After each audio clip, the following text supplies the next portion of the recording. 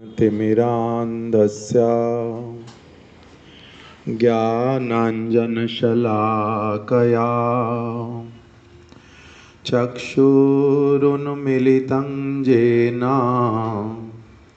तस्मै श्रीगुरवे नमः। वाञ्छाकल्पतरुभ्यश्च कृपा सिन्धुभ्य एव च पतितानां पावनेभ्यो वैष्णवेभ्यो नमो नमः। श्री कृष्ण चैतन्य प्रभु नित्यानंद श्री अद्वैत गदाधर श्रीवासादि गौर भक्त वृंद। हरे कृष्णा कृष्णा कृष्णा हरे हरे, हरे राम राम राम हरे हरे।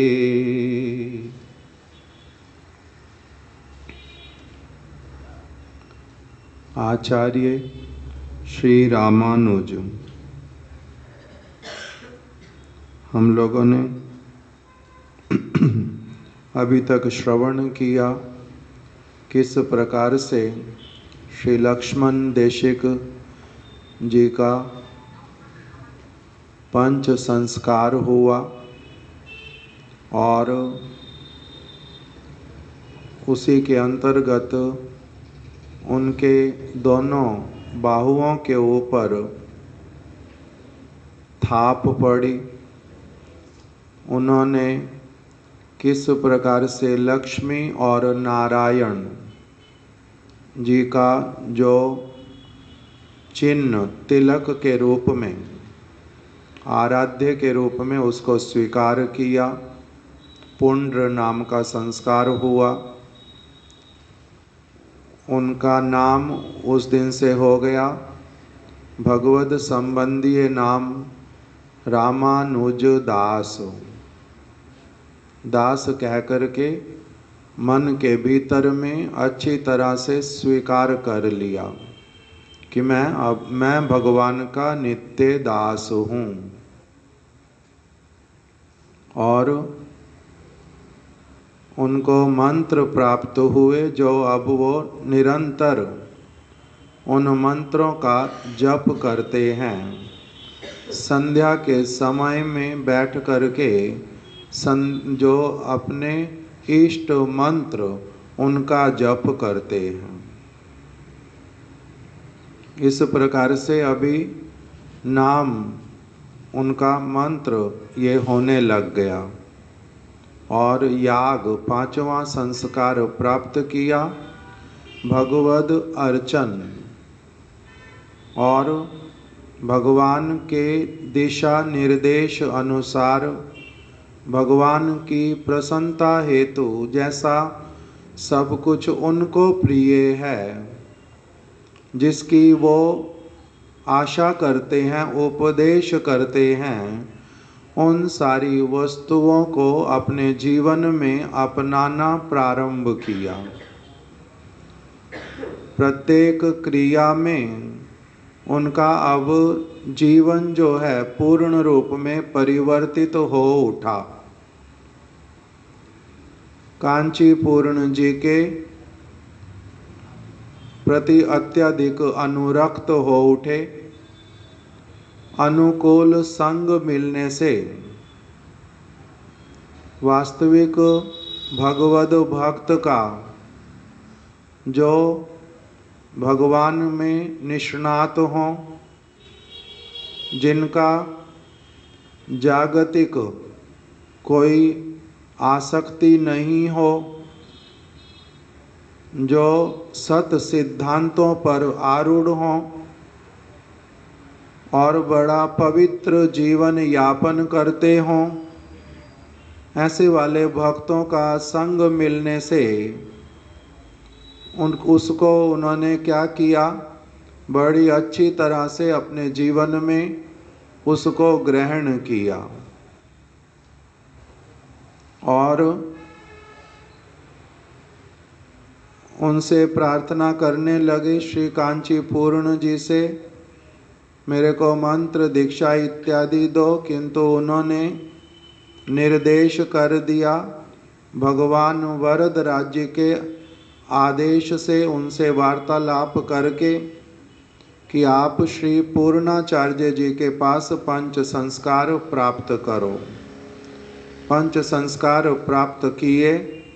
अपने जो मंत्र प्रदाता गुरु, उनको प्रार्थना किया कि आप कृपा करके कुछ समय के लिए जितना अधिक संभव पर हो, आप कृपा करके मेरे साथ में कांचीपुरी में चलो।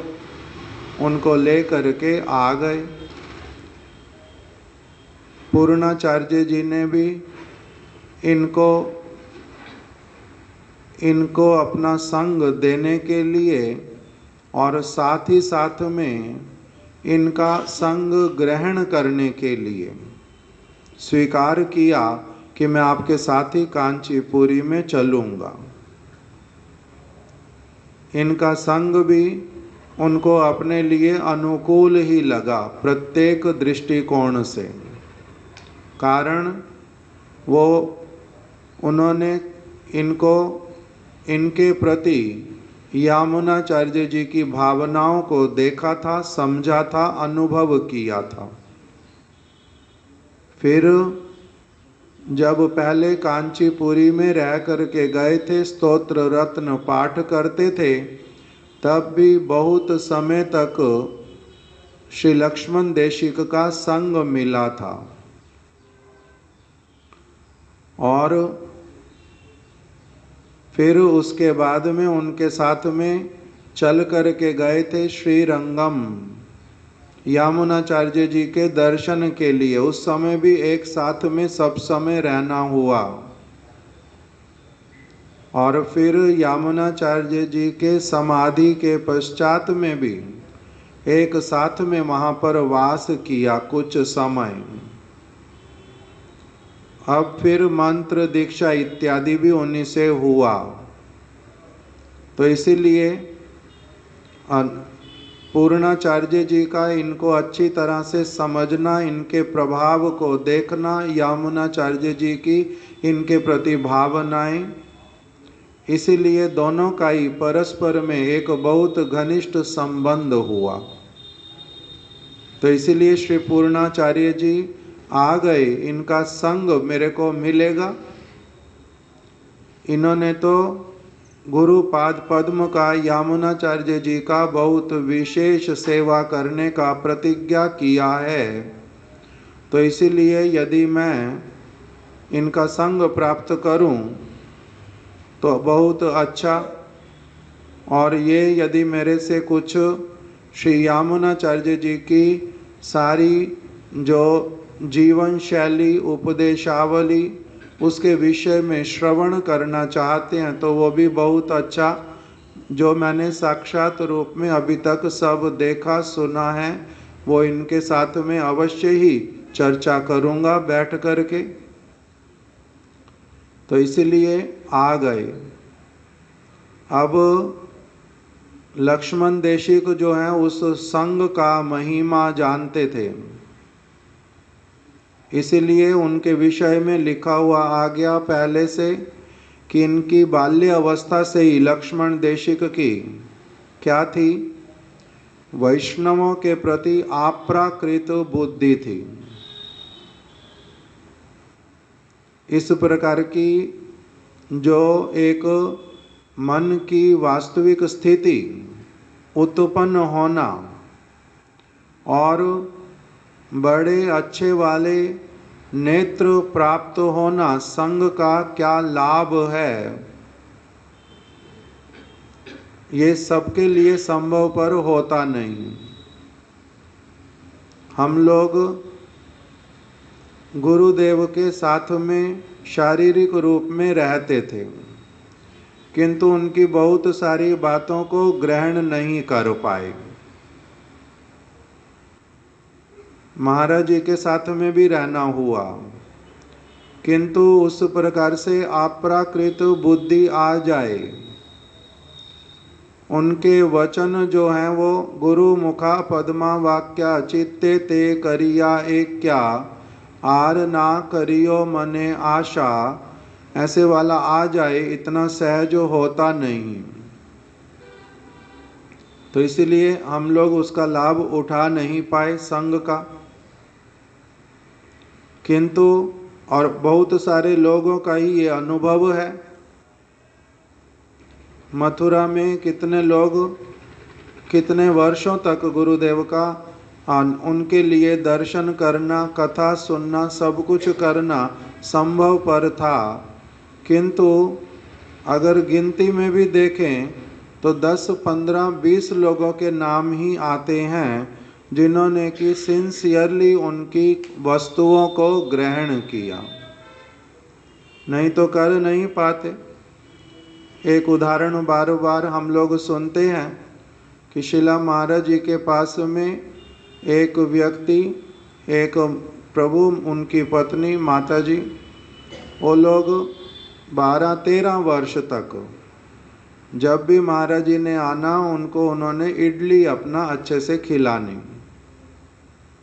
और बहुत वर्षों के बाद में जब मैंने पूछा महाराज आपको इडली इतनी अच्छी लगती है, ये लोग जब भी आप आते हो आपको सब समय इडली बना करके देते हैं, तो कहते बिल्कुल भी नहीं अच्छी लगती, मगर ये लाते हैं इसीलिए खा लेता हूँ। तो महाराज अच्छी नहीं लगती तो आप बता देते। तो कहते हैं कि इन्होंने कभी पूछा ही नहीं कि आपको क्या अच्छा लगता है, इन्होंने कभी पूछा ही नहीं, तो इसीलिए खा ली।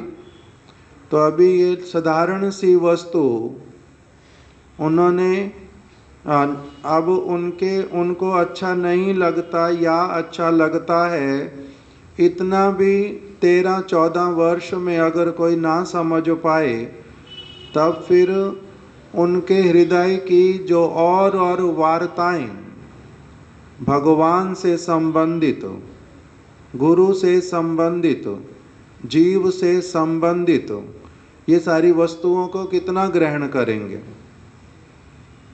जितना अपनी समझ में आएगा। उनका दोष है इसमें, उनका दोष है इसमें या नहीं है?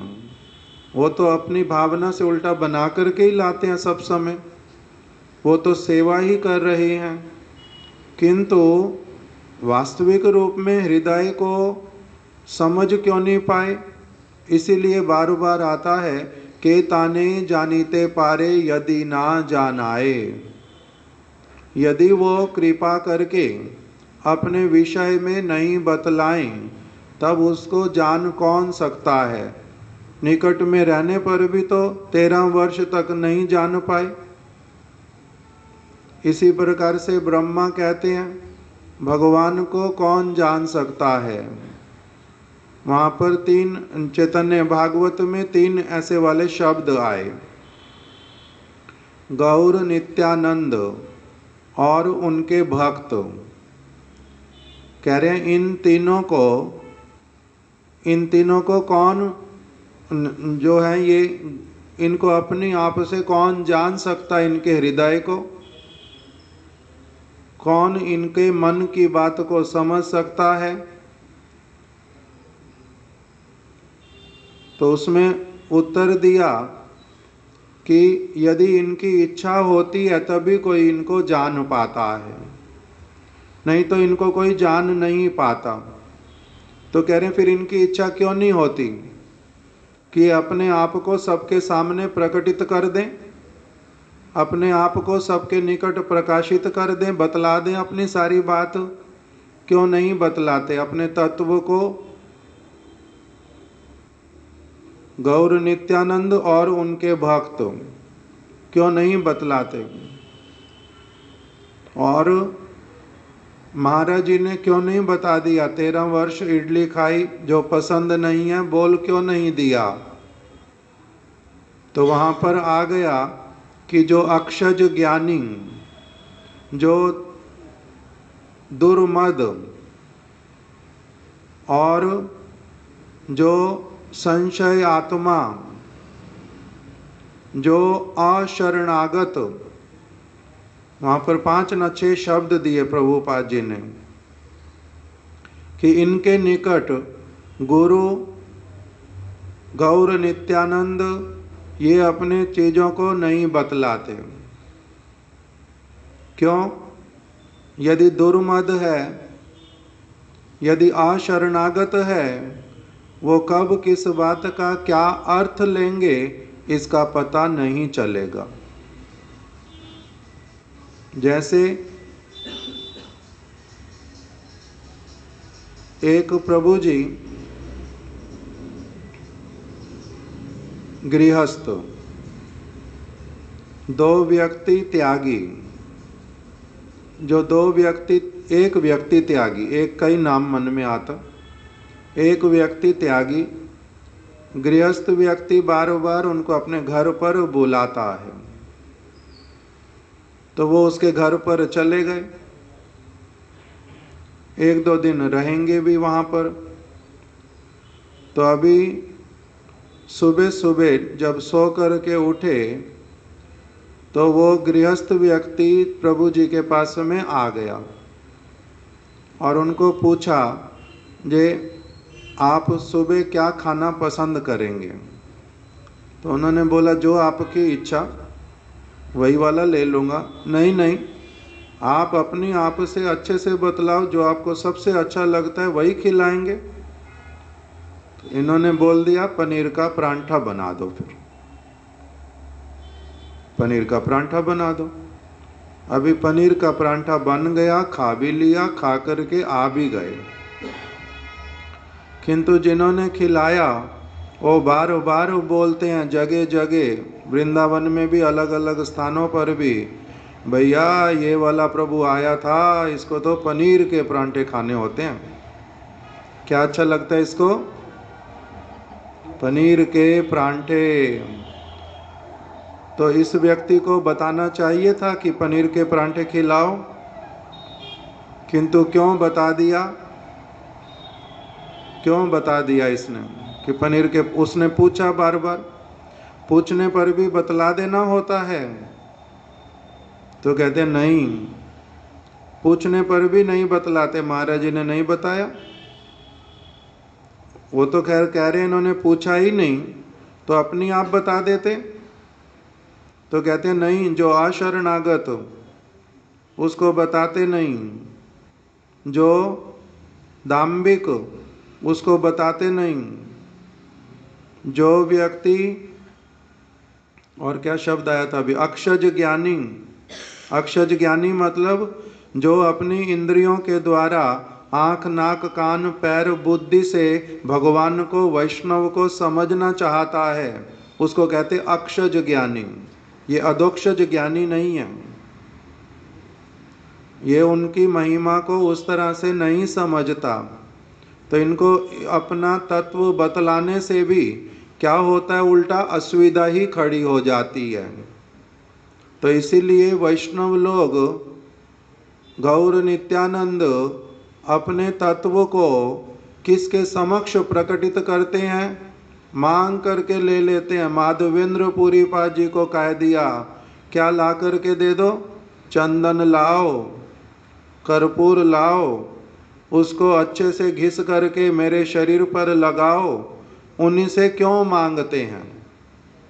उन्हीं को, उन्होंने तो पूछा भी नहीं कि क्या सेवा करूं आपकी, कुछ कर दूं सेवा आपकी, कुछ तो पूछा ही नहीं। उनको उल्टा अपनी आप बोल देते हैं।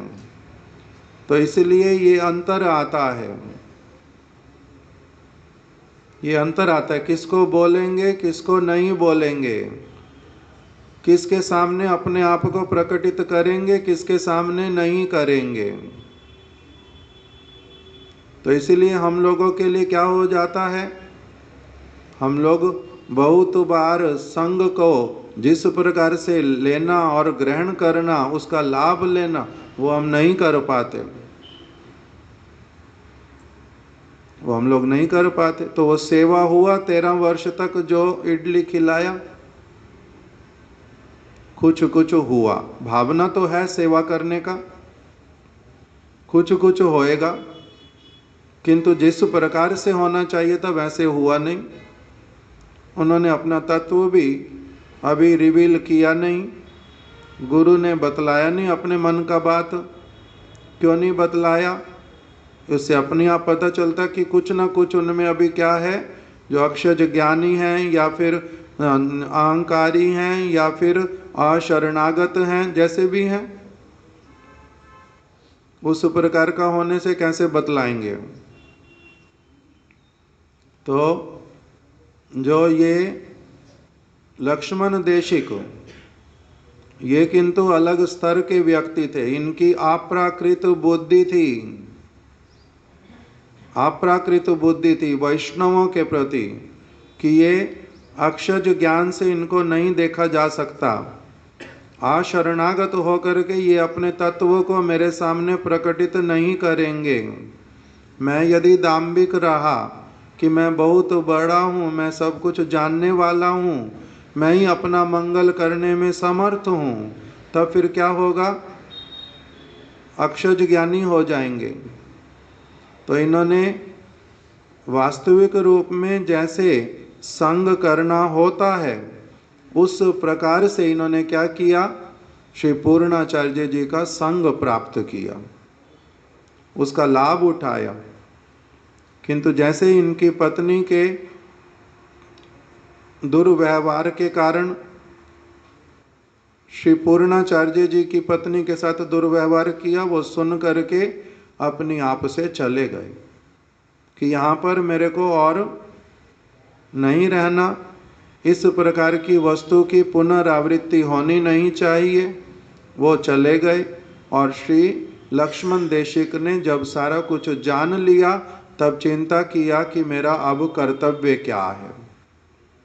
जागतिक रीति के अनुसार पत्नी को ग्रहण करने के पश्चात मृत्यु से पहले छोड़ना पापमय क्रिया के अंतर्गत आने पर भी इन्होंने उस वर्ण आश्रम वाले धर्म से बहुत ऊपर उठ करके सर्वधर्मान् परित्यज्य माम एकम शरणम व्रज, सब प्रकार के वर्ण और आश्रम के धर्मों को त्याग करके माम एकम शरणम व्रज, एकमात्र मेरी शरण ग्रहण करो। भगवान का जिस प्रकार का आदेश है उसी को स्मरण करके इन्होंने भक्ति के क्या अनुकूल और भक्ति के क्या प्रतिकूल, भगवान की सेवा के क्या अनुकूल है क्या प्रतिकूल है, उस वस्तु को उन्होंने लक्ष्य किया। इसलिए इनको कोई पाप स्पर्श कर नहीं पाएगा। भगवान के चरणों में शरणागत होकर के जे हे प्रभु, मैं इसको समझाने में, मैं इसका सुधार करने में असमर्थ हो गया, आप ही कृपा करके इसको देखो, मैं इसके लिए कुछ नहीं कर पा रहा। इस प्रकार की भावना से उनको एक ब्राह्मण के साथ में उनके माता पिता के पास में भेज दिया और फिर स्वयं आकर के उपस्थित हुए श्री वरदराज जी के पास में। वरदराज जी को प्रणाम किया और प्रार्थना की कि हे प्रभु, आप अब मेरे को पूर्ण रूप में अपनी सेवा में ग्रहण कीजिए, यही मैं निवेदन करता हूँ। कुछ समय में संन्यास के उपकरणों को संग्रहित किया और फिर वरदराज मंदिर के बाहर ही जो अनंत सरोवर, वहीं पर स्नान करके फिर श्री यामुनाचार्य जी का स्मरण करते हुए इन्होंने क्या कर लिया, संन्यास वेश स्वीकार किया, त्रिदंड अपने हाथ में ग्रहण किया, अपनी जो जगत की समस्त वस्तुएं थी उनसे अपने आप को संपूर्ण रूप में अलग कर लिया। संसार में कुछ ऐसा रखा ही नहीं जिसके विषय में कभी एक मुहूर्त भी कोई चिंता करनी पड़े। तो इसलिए अब ये हो गए सन्यासी। इनका नाम हुआ आचार्य श्री रामानुज। इस प्रकार से इनका सन्यास हुआ। यहाँ तक हम लोगों ने कल श्रवण किया था कि वास्तविक सन्यास किसको कहते हैं। वास्तविक सन्यास का अर्थ क्या बतलाया था?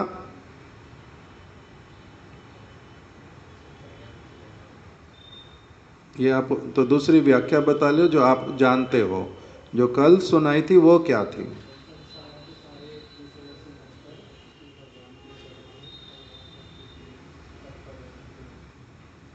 जड़ विषय जो हैं सारे जड़ीय विषयों से आविष्टता पूर्ण रूप में समाप्त। इसका नाम क्या है? संन्यास। कोई विषय नहीं रहा संसार का जिसके लिए इनका कोई संबंध भी हो। उस प्रकार से पूर्ण रूप में संसार की समस्त क्रियाओं से अलग हट करके इन्होंने एक परम शुद्ध भगवद भक्त, इस जगत से निर्लिप्त और बहुत श्रेष्ठ जो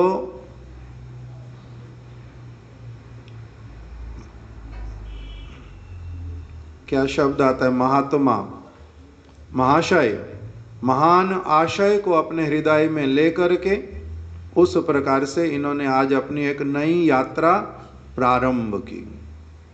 यहाँ तक हम लोगों ने श्रवण किया था।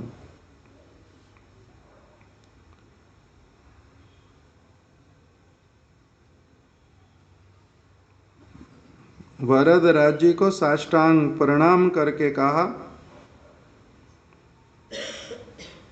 दंडवत प्रणाम करके, प्रभो आज से मैं सब प्रकार से आपका दास हो गया हूँ, आप कृपा कर मुझे ग्रहण कीजिए।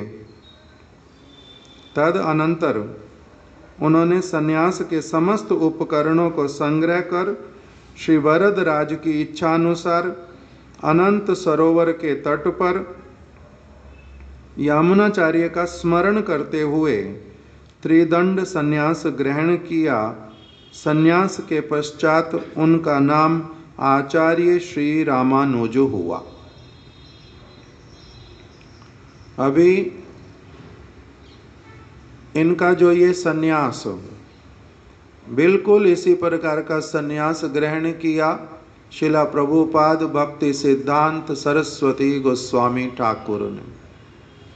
वर्ष 1918 गौर पूर्णिमा का दिवस,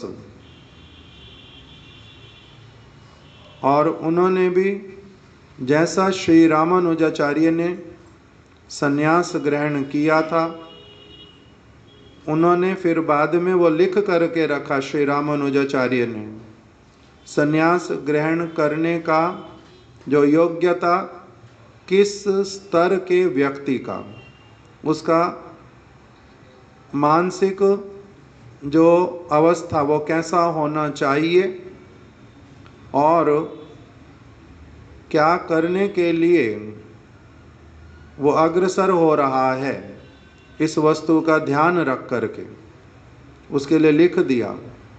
और क्या अब करणीय है और क्या अकरणीय, किस वस्तु में चित्त रहेगा, किस वस्तु में चित्त को बिल्कुल भी नहीं जाने देना। संन्यास ग्रहण जब करेंगे, दंड जो है वो किस प्रकार का होगा, उसको प्रस्तुत कौन करेगा, उसके ऊपर मंत्र क्या पढ़े जाएंगे। सन्यासी व्यक्ति जो होगा वो कैसे मंत्र, किस मंत्र को ग्रहण करेगा और कैसे उसका जप करेगा, भावना क्या रखेगा, जिस जिस प्रकार का सारा उन्होंने वर्णन करके रखा, उसी सारी वस्तु को शिला प्रभुपाद जी ने संग्रह करके श्री रामानुजाचार्य जी का स्मरण करते हुए उसी प्रकार से संन्यास ग्रहण किया जैसे श्री रामानुजाचार्य जी ने किया था। अर्थात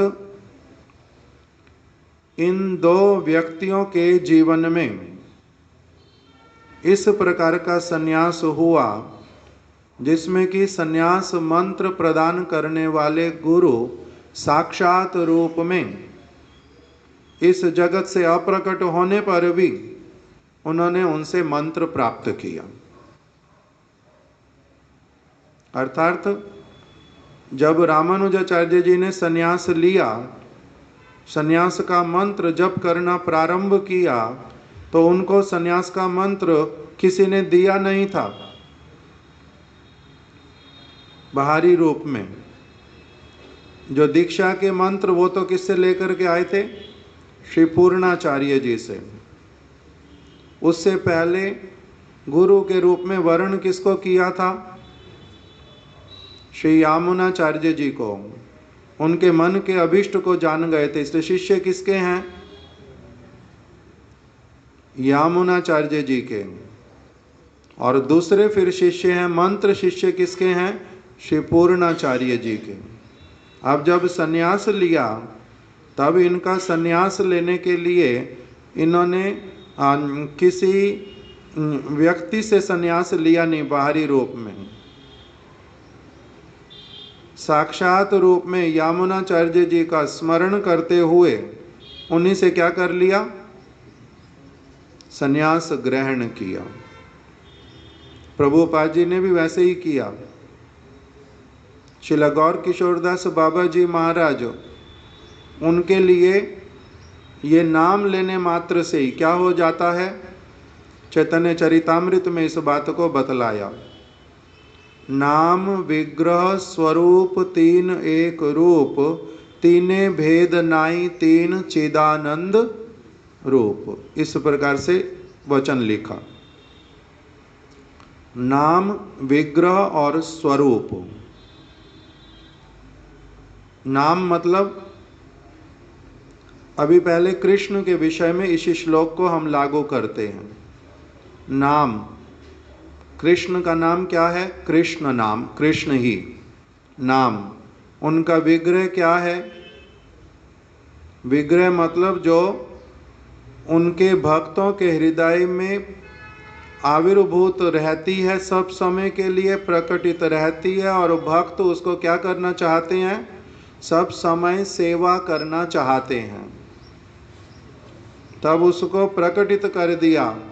अपने हृदय में जो भगवान को सब समय जैसा देखते हैं, उस विग्रह को प्रकटित कर दिया और उसकी सेवा करते हैं। साक्षात रूप में भगवान हैं, तो वो नाम और विग्रह। और तीसरा स्वरूप। स्वरूप मतलब जो गोलोक वृंदावन में जिस प्रकार से साक्षात रूप में रहते हैं, राधा रानी के साथ में और गोपियों के साथ में, अपने सखाओं के साथ में, माता यशोदानंद बाबा के सामने, जो उसको कहते हैं स्वरूप। तो एक हुआ स्वरूप, एक हुआ विग्रह, एक हुआ उनका नाम कृष्ण। तीन वस्तुएं। इसके लिए क्या कह दिया? नाम, विग्रह, स्वरूप, तीन एक रूप। तीने भेद नाई चिदानंद स्वरूप। तीनों में कोई भेद नहीं है, ये एक ही है।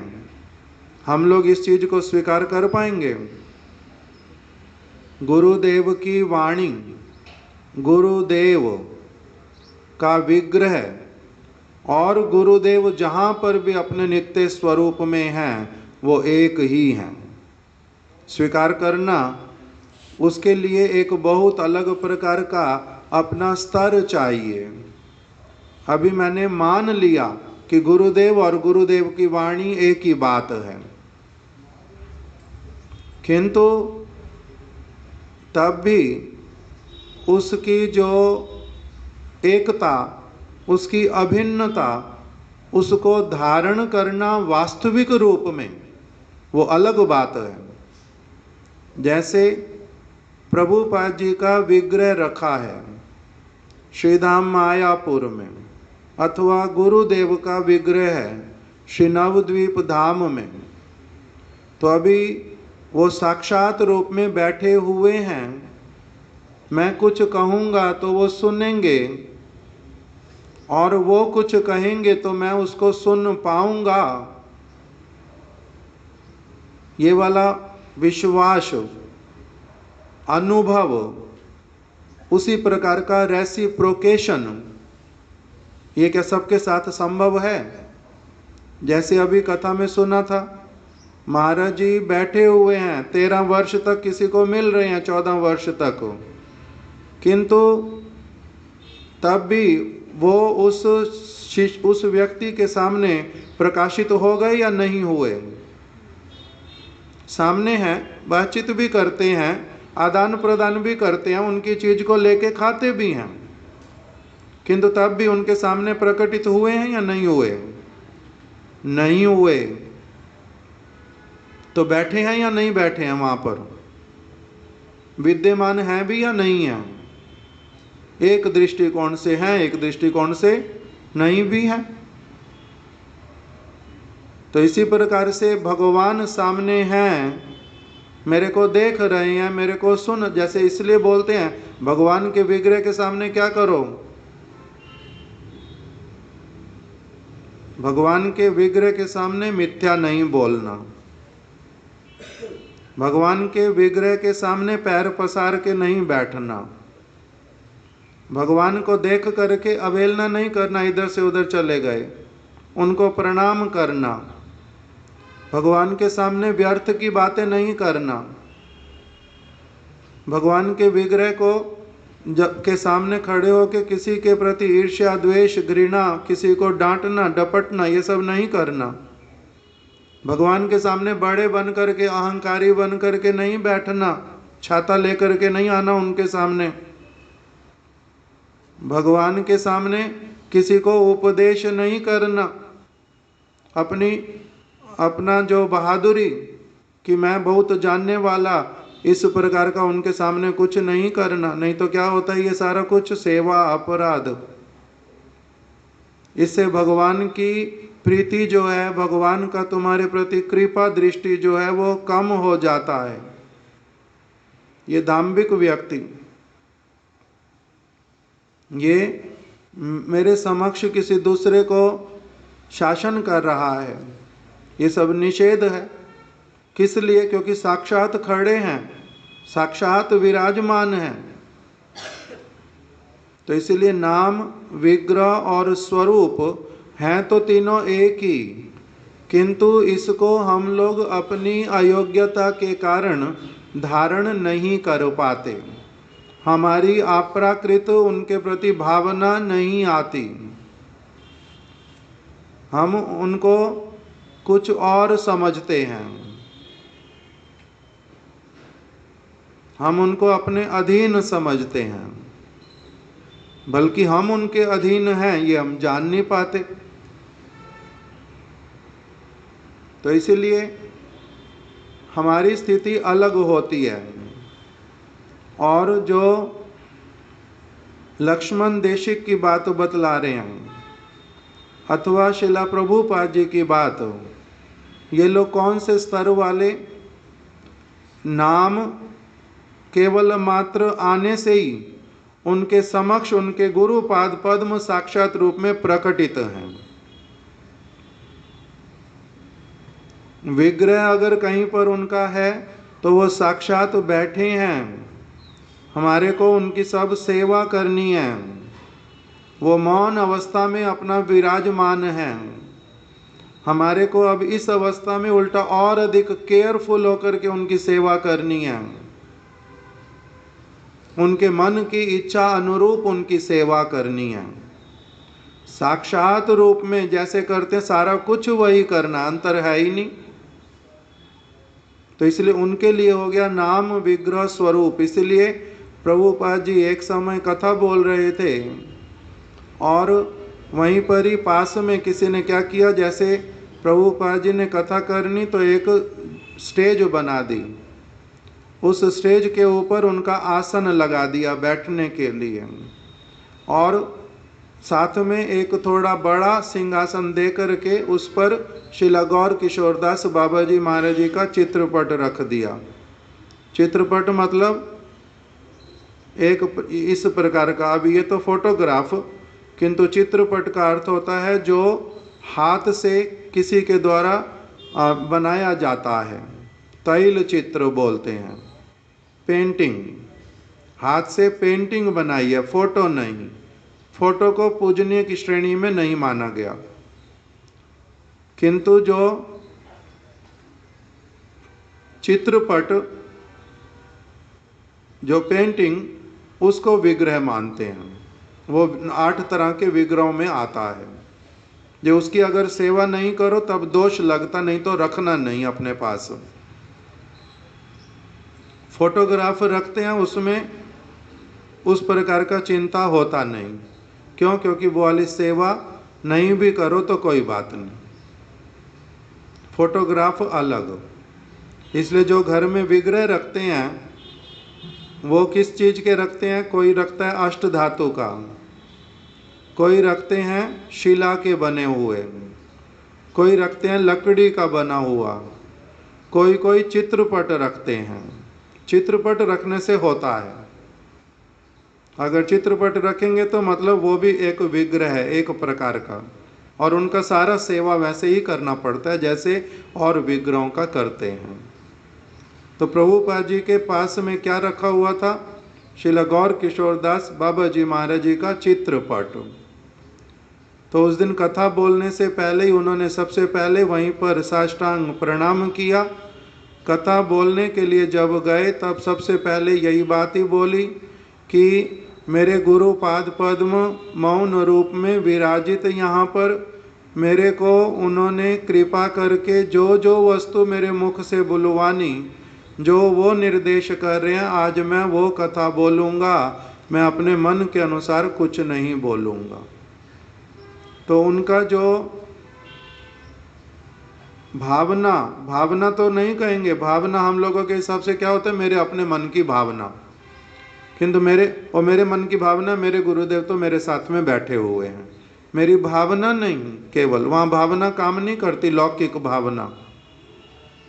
वो वास्तविक रूप में हो तो सही साथ में, तब तो भावना आए, नहीं तो जो भावना आती है उसका तो कोई अधिक मूल्य नहीं, नहीं तो उसका कोई मूल्य नहीं। जैसे हमारे पूर्व आश्रम में पिताजी के साथ में बहुत सारे लोग संबंध युक्त हैं, स्वाभाविक होता है, सबका ही अपने रिश्तेदार होते हैं, सबके साथ में संबंध होता है। तो वो माता जी को अगर उन्होंने कभी बोलना, पहले ये बातें समझ नहीं आती थी, अब अलग प्रकार से समझ आती हैं।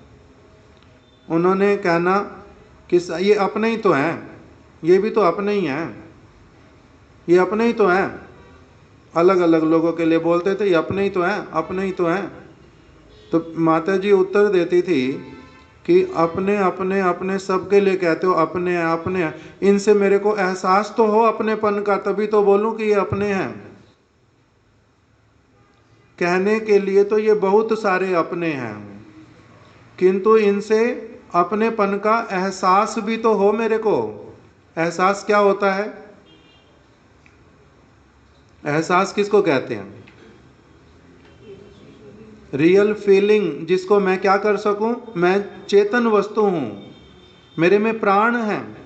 मेरे को अगर कोई प्यार करे मैं समझता हूं, मेरे को अगर कोई घृणा करे मुझे को दिखाई देता है, अगर कोई मेरी केयर करे मुझे पता चलता है, अगर कोई केयर ना करे वो भी पता चलता है। इसको कहते हैं एहसास। तो कहते हैं अपना, अपने हैं, अपने अपने मानने से थोड़ा ना अपने हो जाते हैं, अपनेपन का एहसास तो मिले इनसे। तो इसी प्रकार से मेरे कहने से तो हो नहीं जाएगा ना। मेरे गुरुदेव मेरे पास में बैठे, भगवान मेरी बात सुनते हैं, भगवान मेरी सुनते हैं, एहसास कहाँ है, अनुभव कहाँ है? मैंने कह दिया मेरे गुरुदेव, मेरे महाप्रभु, मेरे कहने से क्या होगा? एहसास हो तो वो वाला तब तो इसीलिए प्रभुपाद जी एक स्थान पर बोल रहे हैं, पहले कह रहे हैं कि आमार प्रभुर कथा, मैं आज क्या करूँगा? मैं अपने प्रभु की कथा बोलूँगा। तो फिर कहते हैं कि क्या वास्तविक रूप में मैं ये कहूँ कि मेरे प्रभु की कथा?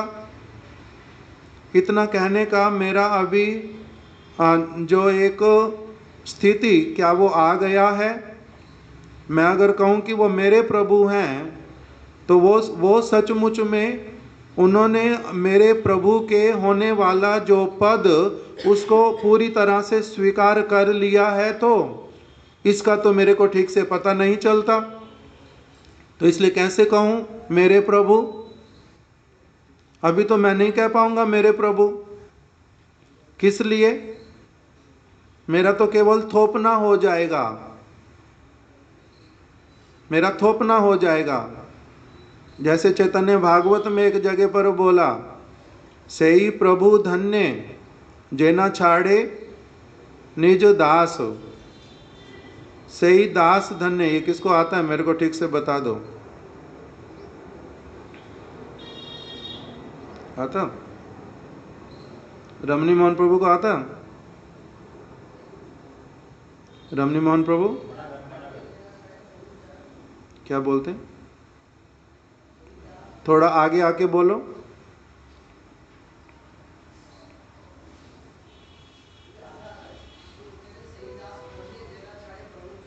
सेई दास धन्य जेना छाड़े प्रभुर चरण, सेई प्रभु धन्य जेना छाड़े निज जन। दास यदि, क्या है उसमें? दास यदि भूल करे, यदि किसी दुर्भाग्यवश, दुर्दैवे सेवक यदि जाए अन्य स्थाने, सेई प्रभु धन्य जे चूले धरी आने। कह रहे हैं दुर्दैवे दास यदि जाए अन्य स्थाने, अगर दुर्भाग्यवश दास अगर अपने प्रभु को छोड़ करके जाना चाहे, तो वो प्रभु क्या करेंगे? दुर्दैवे जाए दास यदि जाए अन्य स्थाने, सेई प्रभु धन्य जे चूले धरी आने। वो प्रभु धन्य हैं जो क्या करते हैं? अपने दास को केशों से खींच करके, पकड़ करके वापिस अपने पास लेकर के आते हैं कि खबरदार जे कहीं गया तो मेरे चरणों में बैठो, जो मैं कहता हूँ वही करो। ऐसे कौन करेगा? मेरे को तो विश्वास होता नहीं मेरे लिए कोई भी करेगा। आज मैं कहीं भी क्यों ना मर जाऊं जा कर के, कोई गुरु जी आएंगे नहीं आएंगे मेरे को पता ही नहीं है। क्यों? क्योंकि मैं उस प्रकार का दास अभी बन ही नहीं पाया हूँ। इसलिए कैसे ऐसे विश्वास करूं एकदम से, किस प्रकार से कि मेरे साथ ऐसा होएगा? दुर्दैवे दास यदि जाए अन्य स्थाने, सेई प्रभु धन्य जे चूले धरी आने।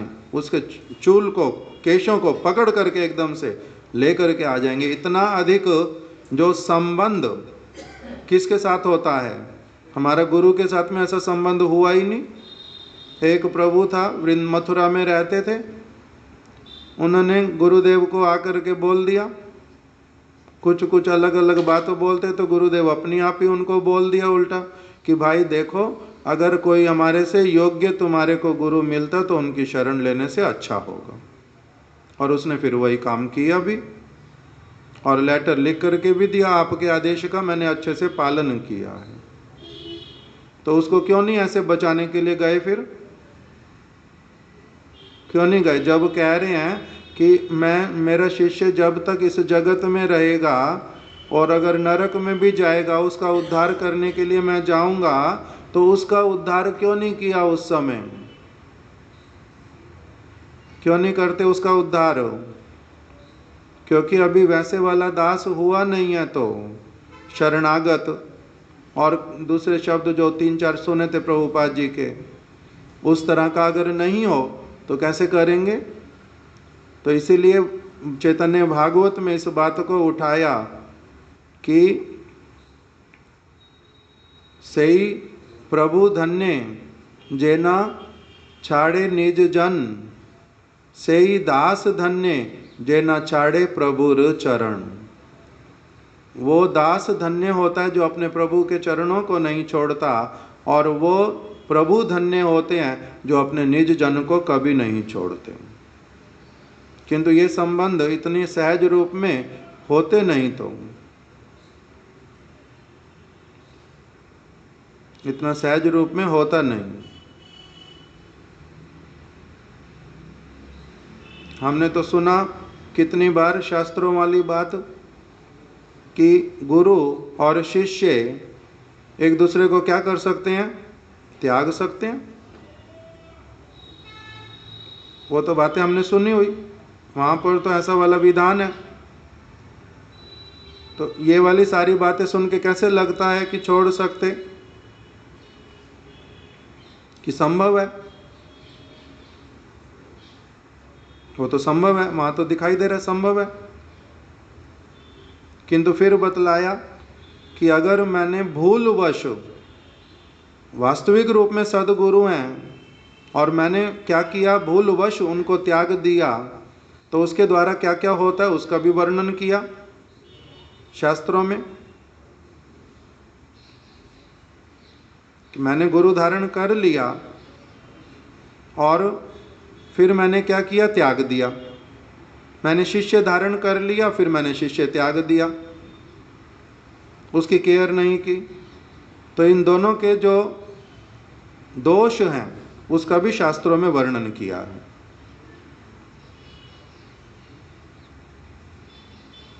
जैसे गुरुदेव को वो व्यक्ति छोड़ करके चला गया तो उसको दोष लगेगा, उस दोष का भी क्या क्या दोष लगते हैं वो सारा भी शास्त्रों में लिखा हुआ। एक श्लोक में पहले बतलाया, अगर कोई व्यक्ति सदगुरु को त्यागता है तो उसका अर्थ क्या होता है, उसने हरि को पहले ही त्याग दिया है। इसका अर्थ ही यही होता है कि उसने हरि को त्याग दिया है, अर्थात हरि उसकी तरफ अब देख नहीं रहे हैं, इसीलिए उसकी ऐसी स्थिति आ गई। और उसके बाद में एक उसमें शब्द आया, कोटि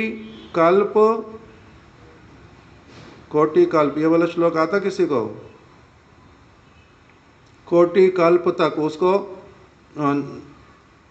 पता नहीं क्या उसमें लिखा कि कौन सी जगह पर उसको दुख भोगना पड़ता। अलग अलग प्रकार की समस्त बातें। तो जैसा भी हो, तो इसीलिए नाम विग्रह स्वरूप तीन एक रूप। भगवान का नाम, भगवान का विग्रह, भगवान का स्वरूप एक ही वस्तु है। उस स्तर तक हमारा उठ जाना, उसके लिए हमारी क्या होती है? प्रार्थना, कि हम लोग कभी तो वैसे वाले हो जाएं, भगवान ऐसी कृपा करें, इस प्रकार का हमारा स्थिति हो जाए। अभी तो होता नहीं, किंतु प्रार्थना होती है। हैं वो तीनों वस्तुएं एक ही, मेरे को दिखलाई देती नहीं, अभी मैं उसको समझ नहीं पाता, मैं उसको अनुभव नहीं कर पाता हूं, अनुभव नहीं कर पाते। किंतु प्रभुपाद जी ने और श्री लक्ष्मण देशिक ने इन लोगों का स्तर जो है वो पारमार्थिक जगत में उस स्तर पर पहुंच गया कि उन्होंने केवल क्या किया, श्री यामुनाचार्य, ये केवल मात्र शब्द ही उनके हृदय में उदित हुआ, उनकी जिह्वा के ऊपर आया, उनको स्मरण करके प्रणाम किया, वो साक्षात रूप में वहाँ पर विराजित, उनसे इन्होंने संन्यास ग्रहण कर लिया। बाहर से किसी को दिखलाई देता नहीं कुछ भी, इसलिए क्या आता है, इन्होंने अपनी आप संन्यास लिया। किंतु इन्होंने अपनी आप संन्यास नहीं लिया। किससे संन्यास लिया? श्री यामुनाचार्य जी से, उनसे संन्यास ग्रहण किया, उनसे मंत्र लिया, उनके शिष्य हुए सन्यासी। तो इस प्रकार से इन लोगों का जो ये सन्यास ग्रहण लीला, इसमें यदि कोई तर्क करता है प्रभुपाद जी के सन्यास में अथवा रामानुजाचार्य जी के सन्यास में, तो उसको कहते हैं जो तर्क करता है उसका क्या होता है? स्वयं ही अमंगल होता है। और इनकी नकल अगर कोई करता है तब भी बहुत बड़ा दोष लगता है। इनकी नकल करना भी निषेध हो। अपनी आप से कोई संन्यास नहीं ले सकता। इन्होंने अपनी आप से लिया ही नहीं है, इसलिए किंतु इनकी नकल करना जो है वो क्या है? निषेध है। इसलिए प्रभुपाद जी ने तो संन्यास लिया चित्रपट को सामने रख करके, किंतु बाकी अपने शिष्यों को उन्होंने क्या किया? स्वयं संन्यास दिया साक्षात रूप में। और आगे उनके शिष्यों ने फिर प्रभुपाद जी के जाने के बाद में भी हमारे परम गुरुदेव ने संन्यास कैसे लिया? शिला भक्ति रक्षक श्रीधर गोस्वामी महाराज जी से, अपने गुरु भाई से संन्यास लिया। चित्रपट रख करके प्रभुपाद जी का अपनी आप से नहीं लिया। जैसा प्रभुपाद जी ने किया था वैसा वाला इस कार्य में वैसे वाला नहीं किया। किस लिए? क्योंकि सब कार्य बिल्कुल वैसे नहीं करने होते जैसा कि मुक्त महापुरुष लोग करते हैं। उनका एक अलग स्थिति उन्होंने किया, किंतु बाकी किसी को उस प्रकार का नकल करना क्या होता है? निषेध होता है। नकल करना नहीं। अगर तुम्हारा स्थिति है वही वाला ही चित्रपट भी साक्षात रूप में तुम्हारे गुरु के रूप में तुम्हारे समक्ष प्रकटित तुम्हारे से वार्तालाप करते हैं। हम लोगों से तो वार्तालाप होती नहीं। जैसे उस दिन हम लोग उमा दीदी की कथा सुन रहे थे। उमा दीदी की कथा बताते बताते एक बात मैंने बतलाई कि किस प्रकार से जब उमा दीदी इंग्लैंड में थी तब उस समय वो मान लो बात है 2015 की ना 16 की, 3-4 वर्ष तक उनके मन में धारणा था कि कहीं पर और कथा सुनने जाना नहीं चाहिए, इंस्टीट्यूशन के बाहर नहीं जाते हैं। जो लोग जा रहे हैं शिला भारती महाराज जी के पास में, इसका मतलब वो क्या कर रहे हैं? उनके गुरुदेव के प्रति निष्ठा नहीं है। जो जा रहे हैं उनके पास में इसका वो भूल कर रहे हैं। ये वाली बात सुदेवी दीदी को, सुदेवी माता जी को लेकर के बार बार उन्होंने सब जगह पर प्रचार में भी बोला और सबको डिस्करेज ही करते थे अच्छी तरह से कि कोई मत जाओ उनके पास में, नहीं जाना चाहिए। क्यों जाना है? तुम्हारे गुरु जी के प्रति निष्ठा कम है, इसका मतलब तुम अगर जाओगे तो। किंतु वहाँ पर एकदम से क्या हुआ इंग्लैंड में, फिर वो कथा 20-25 मिनट बोलने के बाद में एकदम से वही की वही बात फिर से भी बोलने लगी, डिस्करेज करने लगी लोगों को। डिस्करेज मतलब निरुत्साहित कि जाना नहीं, निषेध करने लगी। तो फिर अपनी आप से एकदम से क्या हुआ? रोने लग गए और जोर जोर से ही रोती हैं। और रोते रोते एकदम से रुक करके क्या बोलती है? Sudevi please forgive me, Sudevi please forgive me, Sudevi please forgive me. बार बार क्षमा मांगती हैं। उन्होंने जब पूछा फिर तब उन्होंने क्या बोला? उन्होंने जो वर्ड बोला था कि Gurudev came in my heart and told me, Uma you are doing wrong, Uma तुम गलत कर रही हो, उमा तुम गलत बोल रही हो। And it was undeniable, deniable. मैं अनडिनाइबल का मतलब मैं उनके उन शब्दों को सुनने पर ये नहीं कह पाई कि मैं नहीं सुन रही हूँ, मैं डिनाई कर रही हूँ। नहीं नहीं नहीं, आप ऐसा नहीं कह सकते। It was undeniable. उन्होंने बार बार मेरे को बोला कि उमा तुम गलत कर रही हो। तो गुरु ने बोला, मैंने सुना, उमा दीदी ने सुन लिया, गुरुदेव उनके हृदय में आए, उनको बोला, अनडिनाइएबल हैं, तो ये क्या उनके कम सौभाग्य की बात है? हम लोगों के हृदय में गुरुदेव कितनी बार बोलेंगे, कितनी बातें कि तुम ये गलत कर रहे हो, मगर हम तब भी क्या करेंगे? उसकी तरफ ध्यान नहीं देते, हम डिनाई कर देते हैं। और पब्लिकली इस प्रकार से, इतनी पुरानी माता जी उमा दीदी हमारी, पब्लिकली इस प्रकार से कि मैं भूल कर रही थी और मेरे को गुरुदेव ने चेस्टाइज किया, it was undeniable, I made mistake and he was saying you are making mistake, you are making mistake. तुमने मेरे को ठीक से सुना नहीं, शिक्षा गुरु दीक्षा गुरु की बात सुनी नहीं तुमने आज तक कभी। इस प्रकार से उन्होंने जो मुझे कहा, तो गुरु की चीज को गुरु के सामने आकर के बोलने, हमारे सामने खड़े होकर के बोलने पर भी हम सुन नहीं पाते, हम उसके ऊपर उस तरह से ध्यान नहीं देते। उनके हृदय में बोला, उन्होंने सुन लिया, सुन करके समझ लिया, जीवन में पालन करने के लिए गई और क्षमा प्रार्थना कर ली कि मैं अभी तक भूल कर रही थी, और उसके बाद कभी भी किसी को डिस्करेज नहीं किया।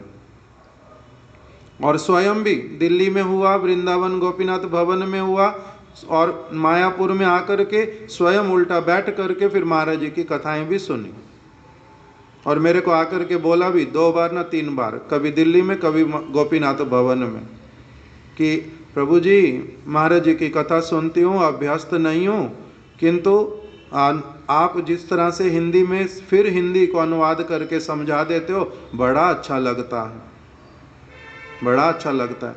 तो इस प्रकार से गुरु की बात को सचमुच में जो सुनने का हम लोगों का योग्यता कहाँ है? साक्षात तो बोलते हैं, वही तो अभी पहले बोला, कितनी बार गुरुदेव, कितनी बार महाराज जी कितनी कथाएं बोलते थे, हम लोग सुन भी लेते थे, सुन करके किसी न किसी तरह से रिकॉर्ड भी कर लिया, किंतु उसकी भावना, उस सेंसिटिविटी को जो वो जिस तरह से कह रहे हैं उसको तो पकड़ नहीं पाए, वो मिसिंग हो जाता है।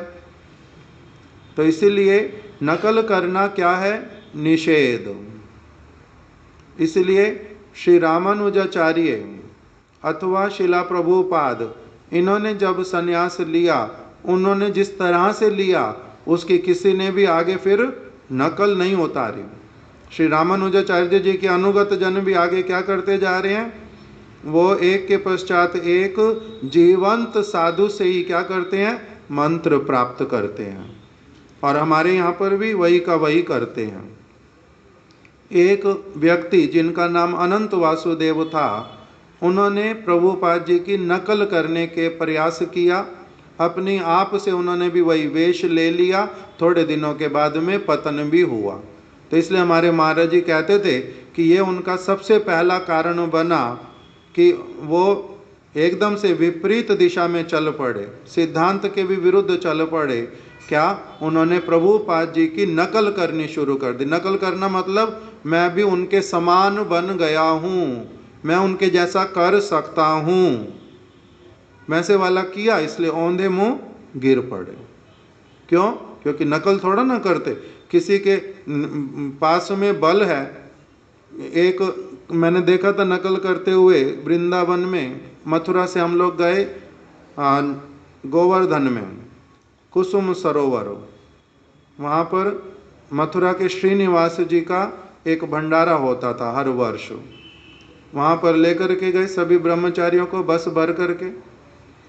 अभी कथा कीर्तन में थोड़ी देरी थी, हम सारी हमारी पूरी बस पहले जल्दी पहुँच गई, तो हम लोग कुसुम सरोवर पे अपना ऐसे ही हरि नाम कोई कर रहा है, कोई बैठा है। विदेशी प्रभु जी लोग हमारे साथ थे बहुत सारे, हम 3-4 भारतीय, बाकी सारे बच्चे विदेशी थे। वो लोग अपना स्नान करने लग गए, पहले से तैयारी भी करके लाए थे कि कुसुम सरोवर जा रहे हैं, स्नान करेंगे कथा के बाद में, नहीं तो पहले ही करने लग गए। अभी स्नान करने लग गए, वो वहाँ पर ऊपर से घाट जैसे बने हुए, उसी के ऊपर जा कर के एकदम से बहुत ऊपर से छलांग लगा के कुसुम सरोवर में नहाते हैं। तो सारे विदेशी लोग कर रहे, एक भारतीय बैठा था, वो भी उनको देख करके उसने भी एकदम से छलांग लगाई, वो बाहर ही नहीं निकलता फिर। तो मैंने बार बार बोला कि भैया ये व्यक्ति गया था, बाहर नहीं निकल रहा। सिद्धांति महाराज जी को बोला, और प्रभु जी लोग हैं उनको बोला, तो विदेशी लोगों को बोला कि भैया देखो, सच में आपने देखा था कि कोई ऐसे कूदा है हमारी? हाँ भाई कूदा है, वो निकलता नहीं बाहर। उसको निकाल करके लाए, तब तक उसको कछुओं ने कितना सारा खा भी लिया 5-7 मिनट में। घाट पे उसको रख दिया, कोई लेने वाला भी आता नहीं। तो सिर्फ और सिर्फ मन में इम्प्रेशन बैठ गया कि इन विदेशी लोगों को देख करके उसने भी क्या किया, छलांग लगा ली और छोटा सा इसको सरोवर माना, वो उसको अंदर ले गया एकदम से कछुए पकड़ करके, वो मर गया 5-7 मिनट में। तो इसी प्रकार से नकल करना नहीं चाहिए किसी का। कहते नकल करने के लिए क्या चाहिए होती है? अकल चाहिए होती है, नहीं तो क्या हो जाता है, गड़बड़ हो जाती है बहुत बड़ी। तो इसलिए नकल इन लोगों की करते नहीं। इन लोगों ने जिस प्रकार की स्थिति में संन्यास लिया वो एक अलग प्रकार की बड़ी स्थिति। वांछा कल्प तरुभ्यश्च कृपा सिंधुभ्य एव च पतितानां पावनेभ्यो वैष्णवेभ्यो नमो नमः।